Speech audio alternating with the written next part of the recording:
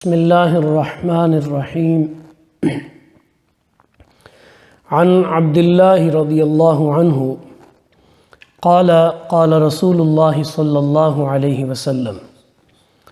إن الله قسم بينكم أخلاقكم كما قسم بينكم أرزاقكم، وإن الله يعطي الدنيا من يحب ومن لا يحب، ولا يعطي الإيمان إلا من أحب. فمن ظن بالمال أن ينفقه وخاف العدو أن يجاهده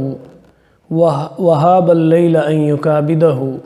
فليكثر من قول سبحان الله والحمد لله ولا إله إلا الله والله أكبر، أو كما قال عليه الصلاة والسلام. رواه أبو داود والطبراني والبيهقي. حضرت یہ سیدنا عبداللہ رضی اللہ تعالیٰ عنہ کی روایت ہے کہ رسول اکرم صلی اللہ علیہ وآلہ وسلم نے ارشاد فرمایا کہ اللہ تعالیٰ نے تمہارے درمیان تمہارا رزق تقسیم کیا ہے،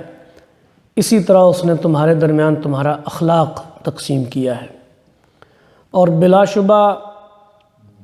اللہ تعالیٰ جسے پسند کرتا ہے اسے بھی دنیا عطا کرتا ہے، اور جسے ناپسند کرتا ہے اسے بھی دنیا عطا کرتا ہے، لیکن ایمان صرف اسے عطا کرتا ہے جس کو وہ پسند فرماتا ہے۔ اور پس جو شخص مال خرچ کرنے سے بخل کرے، دشمن کے ساتھ لڑنے سے ڈر جائے، اور رات کو تکلیف اور مشقت اٹھانے سے گھبرائے، تو وہ کثرت سے یہ کلمات کہے: سبحان اللہ والحمد للہ ولا الہ الا اللہ واللہ اکبر۔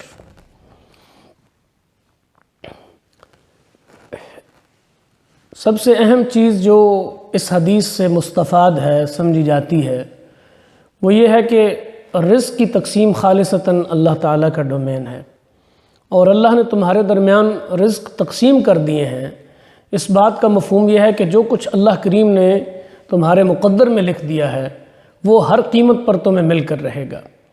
اور اسی طرح اخلاق کی بھی اللہ نے تقسیم کی ہے، یعنی انسانوں کو جو اخلاق حاصل ہیں، اگر کوئی خوش خلق ہے تو یہ اللہ کریم، اللہ خلیق کی عطا ہے۔ اور اسی طرح فرمایا کہ جو اہم ترین بات دوسری کہ دنیاوی جو نعمتیں ہیں، دنیا کی جو نعمتیں ہیں، یہ کوئی رضائے ربانی کی دلیل نہیں ہے۔ یعنی اللہ رب العزت نے جسے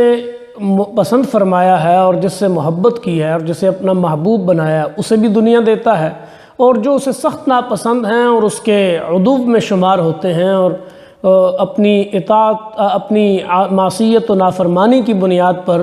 وہ اللہ کے مقابل کھڑے ہو جاتے ہیں، معاند بن کر کھڑے ہو جاتے ہیں، دنیا سے اللہ انہیں بھی نوازتا ہے۔ لہٰذا دنیا کی نعمتیں وہ رضائے ربانی کی دلیل نہیں ہیں۔ یعنی انسان مسلم ہو یا کافر، اس کی ہر صلاحیت اللہ تعالیٰ کی عطا کردہ ہے۔ یہ جو مال اور دولت کا اور ایمان کا موازنہ فرمایا ہے بنیادی طور پر، کہ مال و دولت اللہ دونوں گروہوں کو دے دیتا ہے، اپنے پسندیدہ بھی اور ناپسندیدہ، لیکن ایمان کی دولت اللہ صرف اپنے پسندیدہ لوگوں کو عطا کرتا ہے، اپنے محبوبین کو عطا کرتا ہے۔ انسان مسلم ہو یا کافر، اس کی ہر صلاحیت اللہ تعالیٰ کی عطا کردہ ہے، وہ ایمان و ایقان ہو، وہ قول و کردار ہو،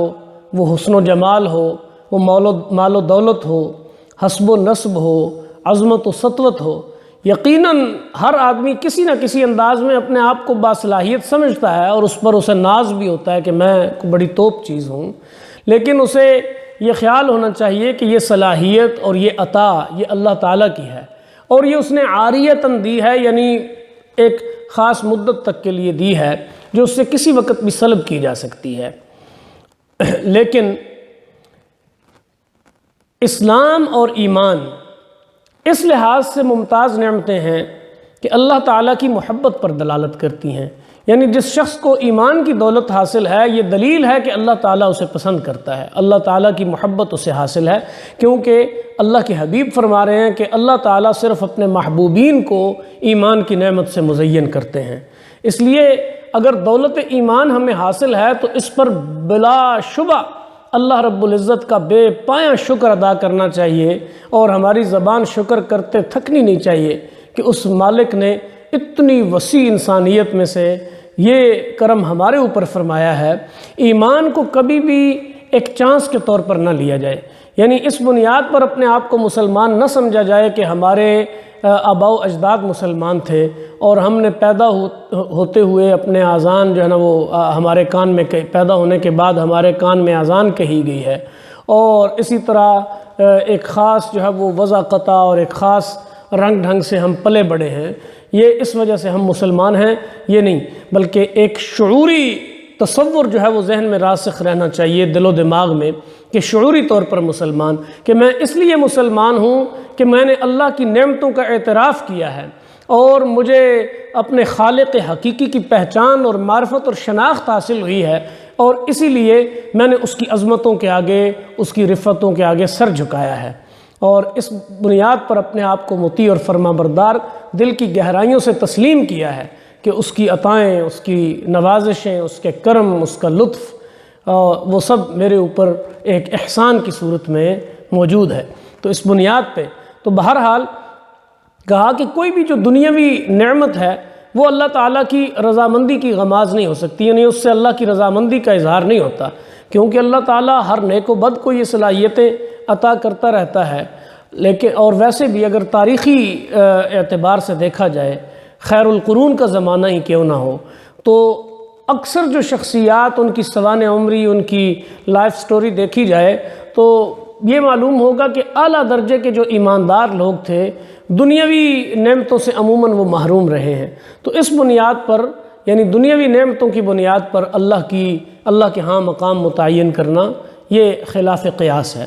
اور پھر یہ جو حضور علیہ السلام نے نصیحت فرمائی کہ اگر کسی شخص کو مال کے ساتھ محبت ہو اور مال خرچ کرنے سے وہ بخل کرے اور دشمن کے ساتھ لڑنے سے ڈر جائے، یعنی بخیلی اور بزدلی جسے ہو، بخیلی مال خرچ کرنے سے کرے تو بزدلی دشمن کے سامنے جانے سے خوف، اور رات کو مشقت و تکلیف اٹھانے سے گھبرائے، یعنی رات کو گھبرانے کا ایک تو یہ ہے کہ جس طرح بچے ڈر جاتے ہیں،